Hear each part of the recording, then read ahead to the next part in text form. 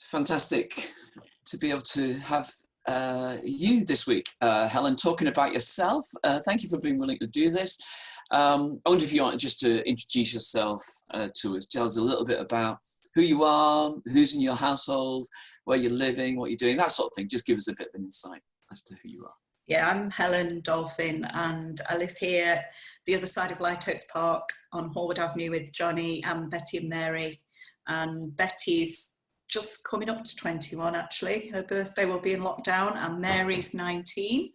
And we've lived here for 20 years as a family, but I've been in Salford for 22 years. I'm a teacher, assistant head teacher in Stretford, and I've been there for 18 years. Wow! So have you taught almost solely at that school? I mean, I taught in Nottinghamshire before because I'm from North Nottinghamshire, so I started my teaching career there. Taught for 4 years, and then I had a break. I worked for a publishers as a languages consultant, and then I started teaching when I came to Salford.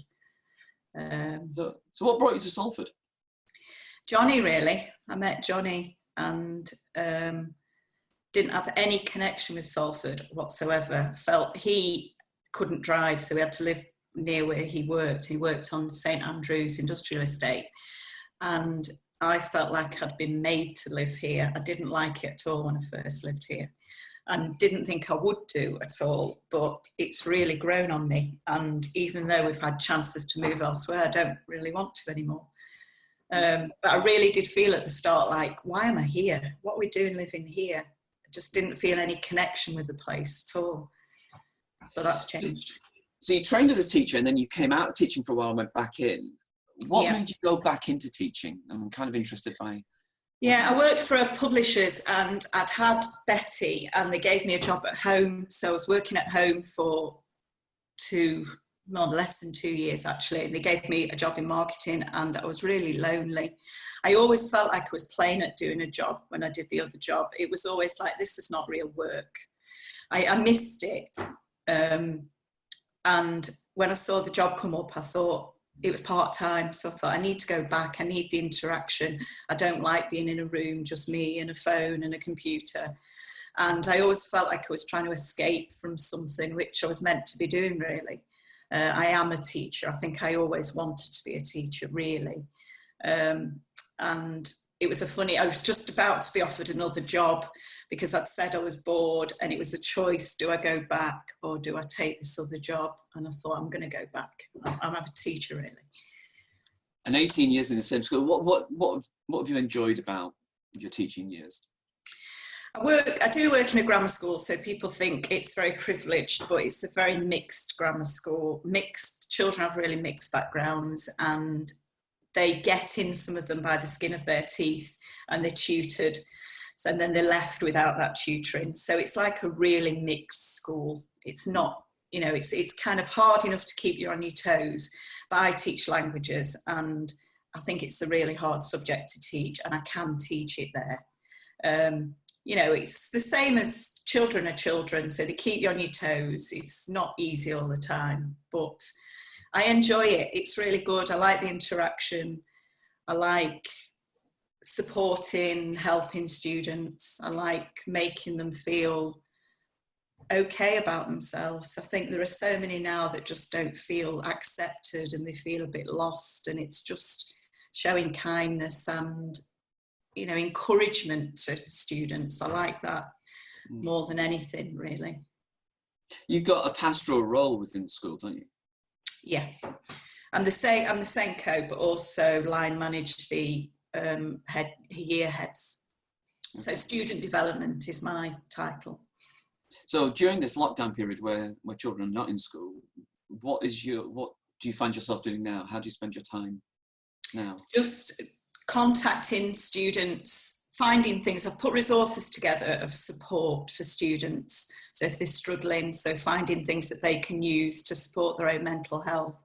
And we've also got lists of vulnerable students who we've had to work with in the past. some for safeguarding reasons, and it's just keeping in contact with them and their parents and making sure that they're okay, if there's anything we can do, being alert to any difficulties, because for some of them, being at home is the worst thing. You know, school is their escape, and we've just taken that away from them. So it's being really alert to what's going on and just being there and keeping in touch with them. I mean, it's early days. How that's going to evolve, I don't know, but I found myself on the phone quite a bit. How do they respond when Miss rings? They've been really nice about it. They're really pleased to be speaking to somebody. I think I think some people are quite lonely, and some parents just want the reassurance, and I think they feel like they're checking in with me as well, like I am in charge. So they've done this, I'm making sure they do that. It's quite nice, really, and some have kept me on quite a long time, so yeah. I quite like that bit. It's good. What's been the biggest challenge in teaching for you? I think I've read something lately about teachers saying, can you be an introvert and be a teacher? And I think it's taken me all these years to realise that I'm quite introverted, really. And I think I like being a teacher because it is like you are role-playing in a way. You're performing in a class, and I can do that. I can stand up in front of a whole assemblies of students. But sometimes if I'm low, I find it hard. The emotional burden can be quite hard of managing your own family, but also managing a whole load of other difficulties. And also it's a real multitasking job. So especially as I've moved up as an assistant head teacher, I still have to teach. I still have all those things to do, but also I'm dealing with some things that are quite serious. So it's hard you feel like you become not very good at anything, really. It's like I'm spread so thinly, and that's the biggest challenge, because if somebody comes who's got a problem, I want to feel that I've got time to spend with them, and I don't always feel like I have enough time. So it's managing all of those things, really. And it's a job, it could be full-time. I think it's hard to switch off. It encroaches on your family life, and sometimes you can neglect your own family a little bit. You can be sitting there marking every night, or, you've got to be somebody who draws the line yourself, because no one else does that for you. Yeah. You've been Christian for quite a while, and I'm kind of interested to know what your journey of faith has been. When did faith become real for you? What have been the milestones along the way, and how does it integrate now with your life? I think I was brought up in the Church of England, so I was taken to church and learnt to do church as a young person. My granddad was a church warden, and we went to his church, and we didn't really have any fellowship, really. We went there on a Sunday. We didn't have Christian friends, and we didn't go to Sunday school. So we sat in a service that I really didn't understand very much about at all, and spent most of my time looking at the clock thinking, when can we get out to go to the sweet shop round the corner? But equally, there were moments where I felt something touched me, I think. I don't know. Something stuck with me. But I think it was only really, various things happened in my life and made me think that, I kind of didn't really pursue my faith. But I think when Betty, the eldest child, was ill, and actually I faced losing something that I thought was the most precious thing in the world. And I really did think I was going to lose her. She had a heart problem. And I really did think that there was a chance she was going to die. And I just remember, there was various things happened. I know my mum and dad had come back from church and the support and everything else. But I remember sitting in the canteen in the hospital, and I must have been praying, really. I think that's what I was doing. But in my head it was, if this happens, if I lose her, this is the end of my life. And something, well, I know what it was. It was God forced me to listen and to say, look up, and the promises are about tomorrow, and sit up. And for some reason, it was like the final piece of the jigsaw, really. I felt like there was an understanding that I hadn't had in my life before. It all just fitted together despite the difficulties. And there've been lots of further difficulties, but it was a really defining moment in my life when I think about it, and one that couldn't, I kind of haven't lost that since. It's like something very, very deep inside, that an answered question, that I feel a security about life, that whatever, I can face it. It doesn't always seem like it. I think sometimes you wobble. We went this year with her the first time to the adult hospital, and it was all alarm bells going off again. And I came home and I could feel the spiral, but it didn't last. And something forces me to step back and think, the worst isn't the worst. It most definitely isn't the worst. We have a future, we have a security, we have a hope that transcends everything, and I think it comes back all the time. Like now, we know we've got a future. Yeah. And I could feel myself again with this crisis starting to get, what about Betty? What about Betty? What about Betty? And then it makes you step back and trust, That's an interesting way of describing it. That sort of trust, that sense that there's one greater than us. There's a rock higher than us that we can actually cling to. Mm-hmm. And it's interesting that's been the sort of recurring theme for you from the moment where you felt God broke in, even to the last couple of weeks where you go, no, actually, there's one I can trust. Yeah, because I think fear, even when I look back into my teens, fear has been a massive part of my life, and there's been a huge anxiety has been present throughout and stopped me. It's been a huge barrier, and I think that it's that trust and letting go that helps you to deal with that anxiety. And I know I've told you before about, you gave a sermon before at Christmas that really touched me, because you can look to blame it all the time. Why am I anxious? Where's this from? You can point your finger at everybody and everything, but actually sometimes you go, this is me, this is who I am, and I need a saviour because I am, that's just not, that's anxiety, and you've got to find a way to deal with it. And I feel that I've found that. That's very moving. That's very moving to hear. So as you look forward, when you look ahead, how would you want to see your life sort of progressing as you go forward?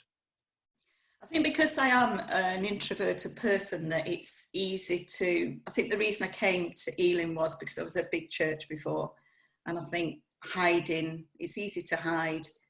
And at first the move was, this is quite small, this is going to be hard to hide. I could feel things being peeled back ever so slightly and opening up ever so slightly. And I kind of feel like the gift that was given in terms of that understanding that I should share it more, and that it's no good it just being about me. It's like now I feel I want, my own house. We're a bit of a split house, and I keep wanting to say, surely in times like this you can see, can't you see? But I feel like I want to be there for other people, and I feel like there's a certain opening up happening that's taking a while, but I want it to happen. And that's what I want to happen, that actually I've got the courage and the strength to share what I think has made my life, that's changed my life. And I find that really hard, really hard. I know that about myself. But little things have happened, even over the past year, that have made me think, you're being pushed ever, this is, go on, take that step, you can do it. But I find that really difficult. Why do you find it difficult? Is it because, what is it that makes it difficult for you? I don't know. I think it's managing. I don't know. I really don't know. I think some of it's managing expectations of other people and your own expectations. I don't know. I just find it really difficult to speak out, to be spontaneous. I find all of that difficult, and I don't know why. But it's small. I want that to change. I do want that to change. I think it's interesting that you said that you came from a larger church to a smaller church almost in order that something new could happen. Yeah. I didn't know that at the time, but No. and it would have been easier to stay put, really. Yeah. And when I knew I had to move, I started to go back to a C of E church, and it was almost like, maybe this is where I should be. Yeah. And I liked bits of it, but then there was a bit of me that thought, no, it's not really. This is not. You need to be opened up, really. Yeah. And it's a long process. Well, I get frustrated with myself. Okay. Hugely frustrated.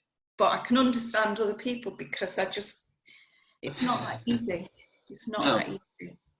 But I think it's that sense of knowing that if you do allow yourself to sort of open up a little bit more and offer a little bit more, that essentially what you're doing is offering gifts to people. Yeah.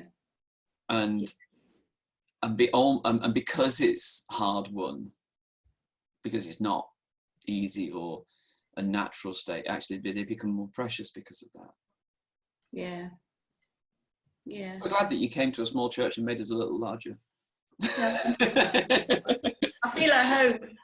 I do feel at home. I know. So if we were to pray for you during these days, what would be the best prayer for you? You know, you're juggling family, you're juggling the vulnerable children that you have a responsibility at school, and your own responses to what's going on. How would we pray for you?